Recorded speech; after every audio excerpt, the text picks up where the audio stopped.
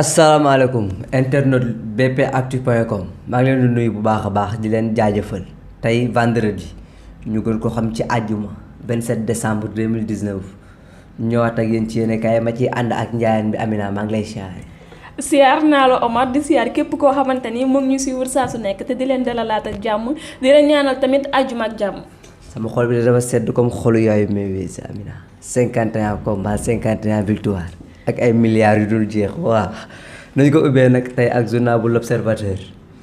journal la boo xamante ne ni à chaque fois day riche moo tax ay information yu mucc ayib rek la ñuy indil boo xoolee mi ngi ñu indil décharge bi nga xamante ne ni suñu njiitum réew signé na ko ñu war a décharger mbalit bi nekk Rebeuss wala Mbëbës bari na woon ay mbalit yoo xamante ne mi ngi woon ci barab boobu ba ñu dëkki woon ci alentour yi bu ñuy lakk mbalit bi ñu ci bari dañ ciy jëlee ay feebar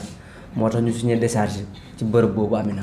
ñu ci bari doon nañ ko kaas doon nañu wax naan ñoom sax seen njaboot gi am na ñoo xamante ni asthmatique lañu am na ñoo xamante ni dañoo am yeneen feebar ba tax na sax dañ daan xëy di leen rawale seen kër maam yeeg fu nekk ngir lan bañ ñu toog foofu noonu di nooy li nga xamante ni moo di xetu mbalit bi ak poussière biy jóge foofu. ginnaaw loolu nag dafa mel ni suñu njiitum réew teg na ci loxo parce que signé na benn décharge pour ñu dégager bépp mbalit boo xamante ni moo nekk foofu ba ci sax charrette yi nga xamante ni ñoom ñoo fa daan gaare.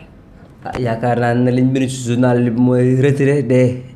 charretiers à Dakar wala de Dakar mu mel ni charrette yëpp dañu leen jël Dakar yaakaar naa ne nag loolu dina nekk loo xamante ne ni dina xaw a am nu mu mel parce que charrette yi fii la charrette yi bu ñu leen bëggee jógi jëlee fii nii xanaa dañuy wàññi transport commun bi. charrette yi daal ñoom dafa mel ni ñoom seen charrette bi la ñuy yaakaar pour daan ci seen doole. ñu ci bari dañuy xëy day jël ay saaku ciment lu nekk boo leen gisee ñu nekk ci tali bi di dem ak a ñëw di yoot ak nànk seen fas di dem ak a ñëw donc yaakaar naa ne njiitum réew mi bu demee ba naan dafiy jëlee charrette yi peut-être que am na lu mu fa teg parce que état moom bu jëlee dara rek faaw mu teg fa dara. noonu la demee ndaxte charrette yi moom ñun ñëpp ay dawalkatu charrette la ñu woon surtout man mii nga xamante ne ñaari tali Grand Dakar laa dëkk charrette damay foog moom waaye bu ñu waxee ñaari tali ak Grand Dakar c'est forcé ñu wax waagu ñaay bu ñu waxee waagu ñaay am na ku fa suñu borom teg koo xamante ne nii du ma ne waagu ñaay waaye àddina wala Sénégal bu waxee ñëpp dañu koy déglu muy Alaaji Mansour Mbaye moom itamit mi ngi def ay révélation yu am solo ci journalu suñu l'Observateur wax na ci Ousmane Tanor Dieng wax na ci ñu bari Amina Ndiaye. suñu papa El Hadji Mansour Mbaye borom ca dëgg daal ku ko dégg rek na xam ne moom mooy auteur bi moom nag yëkkati na ay wax kàddu di ko jëmale ci ki nga xamante ni moo di Aminata Mbengue Ndiaye yëgle na ni Aminata Mbengue Ndiaye jox nañ ko enveloppe 50 millions de francs CFA ngir lan mu jóge PS mais taxul mu dem. mu nekk ay témoignages yu rafet yoo xamante ne mi ngi koy defaat ci Aminata Mbengue Ndiaye jóge foofu di defaat yeneen témoignages di ko jëmale ci feu Ousmane Tanor Dieng nag mi ngi yëgle ni ginnaaw li tax mu bind benn lettre wax ni lettre boobu ñu génn ci ñetteelu fanu dëjëm mi ngi wax ay révélation yu bari tuddaale na ci sax ku mel ni Serigne Mountakha moom feebaram beeg yépp mu nekk kàddu yu rafet yoo xamante ni moom El Hadji Mansour Mbaye yëkkateeti na ko sax la ñuy wax parce que yàgg naa wax ju rafet di ko jëmale ci suñu réew. bu réew mi tolloon fenn ñu soxla kilifa gu wax daraan jaadu torop ñu dem seeti ko mu waxtaan bu waxtaanee ñu bari dinañ ci jàngat ñu bari dinañ ci jóge am nu nu mel ba faw El Hadji Mansour Mbaye kilifa la boo xamante ne nii moom itamit patrimoine la ci réew mii. koo xamante ne symbole la ci réew mi on doit lui rendre hommage vivant ndaxte mérité na ko def na ko fi maa ngi fàttaliku keroog bu ñu ko tuddee làmb ju mag ji Sénégal Ndakaaru Njaay foo sànni mbarta mu taj mu mel ni président moom mooy ñëw Amina. waaw parce que da ko fay liggéey ci réew mi El Hadji Mansour Mbaye ku ko xam ko ci kàddu yu rafet ku ko xam ko ci boole jubóole wax lu rafet dox lu rafet ba tax na sax dañ naan moom. àndut ak benn président mu ñëw rek mu jubóog moom. Sénégal la àndal. Sénégal ci boppam la àndal wax nga wax ji Omar. noonu la demee démb ci jeudi bi alxamis bi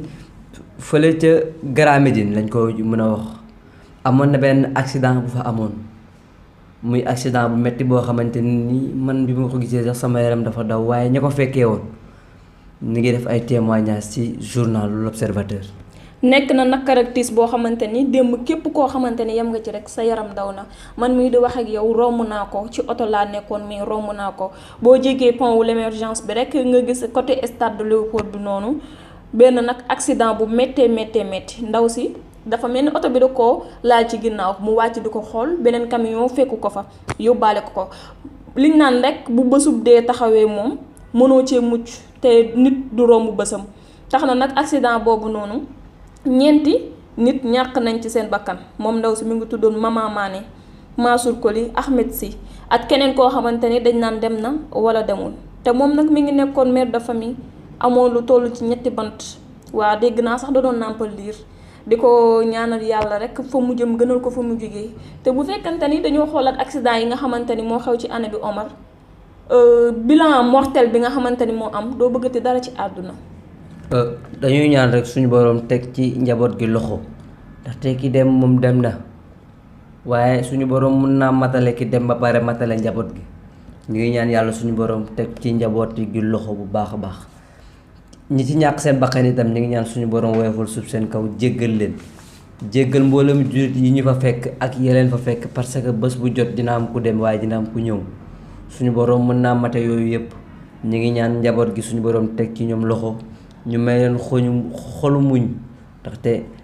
kullu nafsin zaa'iqatul mawt loolu la ñu wax bakkan bu ñamee dund dina ñam dee te dee sax la suñu borom njëkk a dund la njëkk a bind ko dund kon nañ ci bàyyi xel bu baax a baax a baax nañu jàll nag ci journal bu stade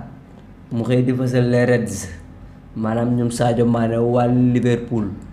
seen match lañ doon joué démb ak Leicester waaye match ba nu mu mujjee man dootuma ko waxati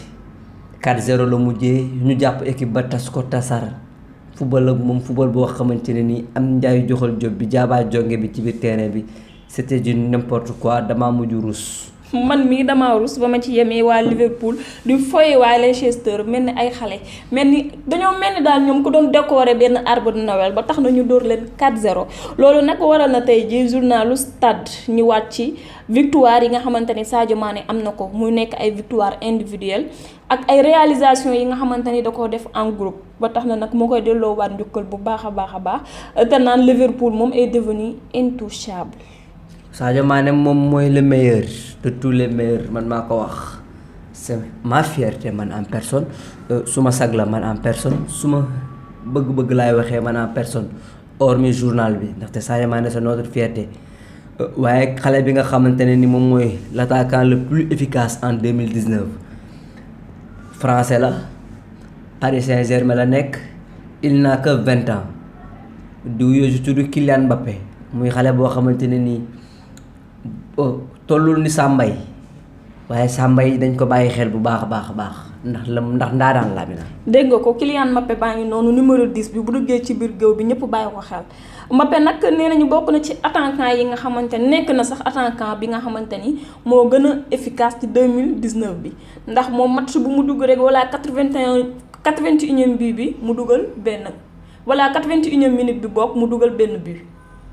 waaye yamu ca de Cristiano Ronaldo moom itamit mi ngi ci journal bi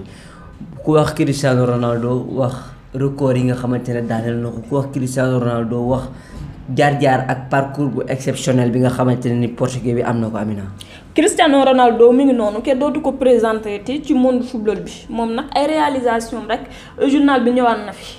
mi ngi waxaat li nga xamante ni Cristiano Ronaldo def na ko di ko laajaat sax carrière bi nga xamante ni moom la bëgg a def après football ba xam bëgg naa doon coach am déet moom nag nee na instant bi nii le présent rek lay dundal loo fekk nee na daal instant bi àddunaam yëpp ci bal bi la ko teg mais nag mu nee na bu demee ba ci biir retraité ci bal bi mu gis ni daal moom dafay ennuyé wu te comme que bal la tàmm nee na yàlla mën naa dogal mu doon coach. moom sax nekkoon na fi coach dañoo fàtte loolu rek waaye xam naa li mu doon coach benn jour moo tax duñ ko ci boole ndax bu ñuy xoolee ci Copa bi wala ci Coupe d'Europe bi final ba dafa coaché ndax dafa gaañu génn taxaw ci banc bi di coaché ba gagné 1-0 yaakaar naa ni loolu lu am solo la nañu jàll nag ci journal 2 en 1 journal bu record moom itamit Sadio Mané la xëyee rek Sadio Mané sacré muy loo xamante ne ni àddina yëpp ñoom ñoo koy waxtaanee. ndaxte démb boo xoolee li mu def da ngay xam ni joueur bu mag la da ngay xam ni am na staff bu doy waar bu nekk ci ginnaawam depuis ñu joxe ballon d'or yi ba léegi Sadio Mané dafa gën a nekk gaynde dafa gën a doon jàmbaar dafa gën a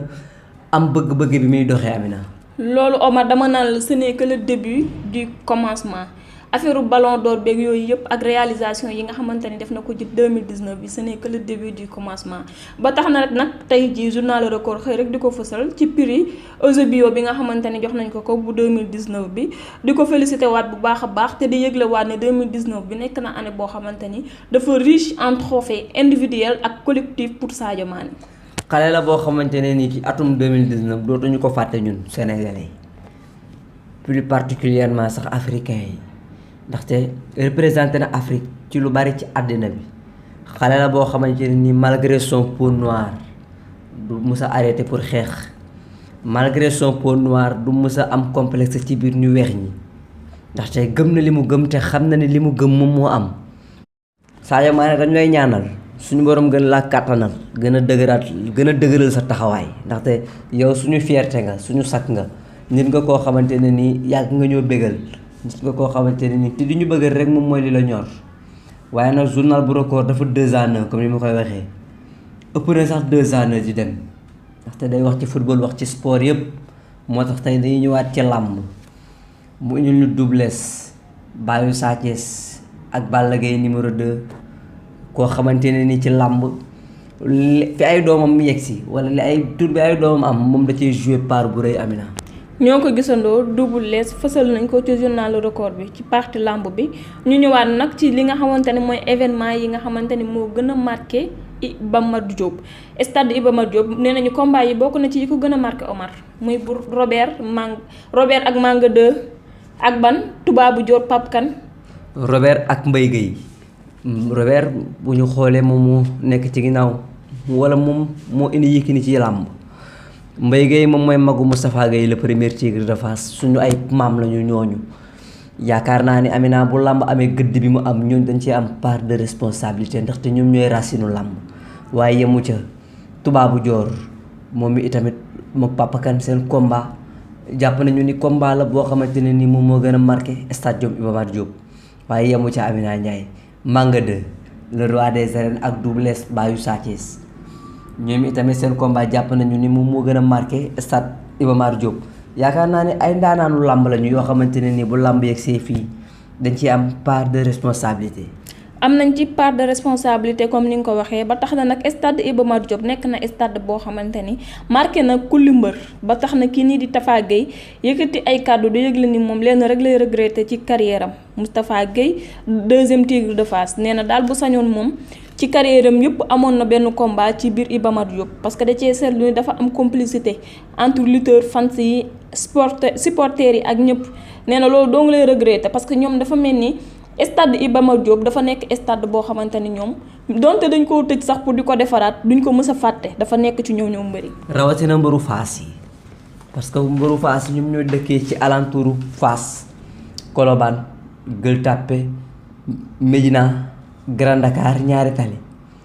te Iba Mar Diop ci biir foofu la nekk bu ñooñu di bëre amaana sax duñ jël kaar dañuy dox moo tax stade boo xamante ne ni yàlla na gaaw pare ñu defaraat stade nag stade Demba Diop Amina Ndiaye stade la boo xamante ne ni amul stade bu koy gën a neex ci làmb maa ngi fàttaliku Balla Gaye numéro 2 ak Modou Lo dañ ma ne bul génn kër gi fexe naa ba 3 heures fekk ma ci stade bi maa la ñamal loolu combat la woon boo xamante ne nii bugguma woon bëtu keneen njëkkumaa gis dara ci ñaari mbëri mu nekkoon làmb ju neex c'était en 2010 boobu liir laa woon génnuma woon waaye Amina journal bi nga xamante ne moom mooy consommer local di journalu suñu làmb ñëwaat na tey ci tamit ci xëtam gu njëkk Bombardier Eumeu Sène sur le point d'être ficelé cadeau de Noël lañ ñu bëgg a jox de. cadeau de Noël lañ ñu bëri jox moo tax ñu ñuy wax combat bi di dox ci diggante Eumeu Sène ak Bombardier dafa mel ni taxaw na ba pare ndax Max Margan mi nga xamante ni moo nekk manager Bombardier nee na daal discussion yi avancé na bu baax a baax promoteur bi ak ñi nga xamante ne ñoo di manager yi ñoo ngi koy waxtaanee bu baax nee na daal c'est une question d'heure ou de jour rek ñu tegal leen combat bi. làmb la boo xamante ne nii bu ñu xoolee Eumeu Sène bi mu daanee Bombardier ba tey daanu ndax mu doo la ci teg mu daanu Bombardier itam boobu lañ ko gëj a gis dina nekk làmb boo xamante ne nii ñu bari faay bi dañ ko jëloon rek mise ko ci côté Bombardier waaye bésu ñàkk bu ñëwee da ngay ñàkk combat la boo xamante ne nii ñi ngi ñaan mu taxaw bu mun da taxaw tamit ñoom ñaan ñu may xale sens ñu grand contre petit mu neex cadeau de Noël bi jolli pédale yi tàq ñu dugg ci 2020 mu nekk at boo xamante ni dañuy ñaan suñu borom bu naree ñaaw rek na mel ni 2019 kenn bañu ko neexoon na trop waaye combat bi nga xamante ne ni moom moo war a dox ci diggante Modou Lo ak Ama Baldé sëll bu ndaw bi ak le Roc des Parcelles Assainies Modou Xarañ Lo combat la boo xamante ne ni Malick Thiandoum mi ngi ci yëkkati ay kàddoom le doyen Malick Thiandoum moom i tamit jàpp na ni combat boobu mënta am ndaxte ki nga xamante ne ni mooy William Nicolai di doom ci Luc Nicolai amul expérience bi war a tax mu doxal combat Ama Baldé ak Modou Lo. man dama naan ba xam Malick Thiandoum fi mu ko teg dafa leer wala jàngatam la wax ci combat bu diggante Modou Lo ak Ama Baldé moom daal il est formel nee na combat Modou Lo Ama Baldé est hypothéqué newul ni peut-être de nee na c'est hypothéqué ma tax na nag mu ni Luc doomam bi di William Nicolai amul expérience comme ni nga ko waxee rek pour taxawal combat bu toll ni bu Modou Lo ak Ama Baldé ci gàttal daal moom yaakaar day bëgg a tasam déet. yaakaar day bëgg a tasam ak du bëgg a tas loolu dañuy fëgg suñu ay nopp juróom-ñaari yoon te daal di wëlbatiku xam ni incha allahu rabbi Malick Thiandoum moomu wax Amina Ndiaye bëggul lu dul combat bi taxaw Malick Thiandoum moomu wax bëggul lu dul Ama Baldé ak Modou Lo kese ci biir géew bi arbitre bi wàccee loxoom waaye fi mu toll nii ñëpp a tiit ku nekk ci làmb Amina Ndiaye da ngay tiit ku nekk ci sport laay wax da ngay tiit ñi ngi ñaanal suñu Fallou Luc Nicolai Amina suñu borom may ko liberté mu ñëwaat yeggale liggéeyam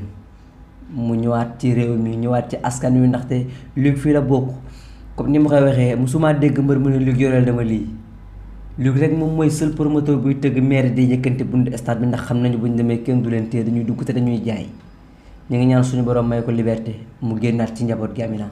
waaw Luc Nicolai képp ku ko waaye di ñaanal rek loolu nga koy ñaanal parce que nekk na promoteur boo xamante ni kenn dootu ko présenté ci làmb ji ba tax na ñu koy woowee le promoteur des grands événements lu mu tëgg rek mu neex lu mu doxal mu neex ba tax na nag tey jii dafa mel ni lii lañ leen indiloon ci xibaar de Omar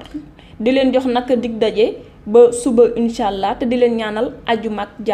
jàmm ju sax yàlla musal ñëpp ci musiba ak balaa ak seytaane gàtt fan ak déegu ñaaw. noonu la demee bu ñu suñu borom musalee rek yaakaar naa ne ñun ñëpp ñu muslu ndaxte yooyu noonu moom ay loolu sax suñu borom dina ci musal képp koy jullit parce que jullit yi ak sénégalais yi Amina Ndiaye